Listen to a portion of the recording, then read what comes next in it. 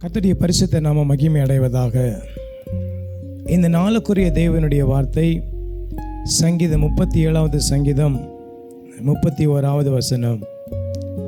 தேவன் அருளிய வேதம் அவன் இருதயத்தில் இருக்கிறது, அவன் நடைகளில் ஒன்றும் பிசகுவதில்லை.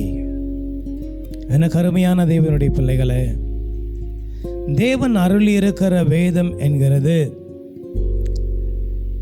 எழுதின ஒரு வேதாகமமாக நம்முடைய கரங்களில் இருக்கிறதை காட்டிலும்,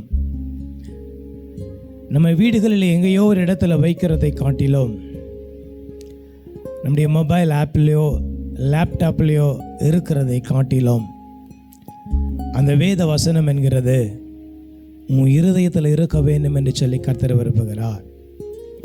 ஸோ தேவனுடைய வார்த்தை என்கிறது உன்னுடைய இருதயத்துக்கு உள்ளே இருக்கும் பொழுது, அது உன் இருதயத்தின் பலகையில் நீ எழுதி வைத்து இருக்கும் பொழுது, அப்போது உன் வாழ்க்கையில் எந்த இடத்திலும் நீ வழி விலகாமல் அது உன்னை பாதுகாத்து கொள்ளும். இந்த பூமியில் இருக்கிற எல்லா ஆசீர்வாதத்தோடு நீ இந்த பூமியில் வாழும்படியாக தேவன் உனக்கு அருள் இருக்கிற எல்லா கிருபையோடு கூட இந்த பூமியில் வாழும்படியாக உனக்குள்ளே இருக்கிற வேதாகமம் உன்னை வழி நடத்தும். அதில் பரிசுத்தம் வேதாகமம் என்கிறது நம்முடைய கைகளில் கர்த்தர் எழுத்துக்களினால் எழுதி கொடுத்திருக்கிறார்.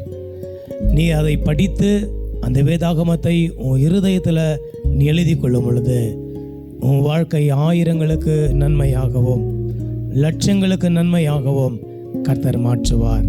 உடைய வார்த்தை நிமித்தம் வருகிற ஆசீர்வாதத்தினால ஆசீர்வதிக்கப்படுவோம். வேதத்தை நம்முடைய இருதயத்தில் வைத்து அதை நம்ம தியானிப்போம். கர்த்தர் தாமே இந்த வார்த்தைகளை ஆசீர்வதிப்பாராக.